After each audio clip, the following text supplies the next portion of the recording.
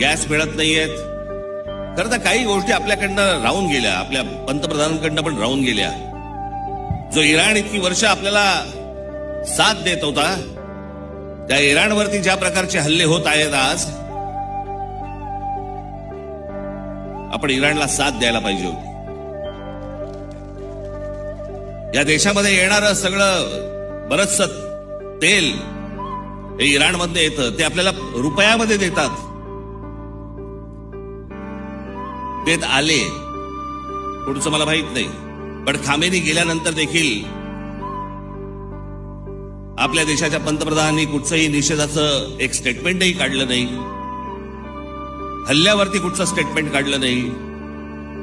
जो देश आजपर्यंत जम्मू काश्मीरच्या प्रश्नावरती देखील आपल्याला पाठिंबा देत आला, भारताला पाठिंबा देत आला, त्यांच्या मागे आपण आज अडचणीच्या काळामध्ये उभे राहिलो नाही, याचा त्रास निश्चित भविष्यात होणार आपल्याला.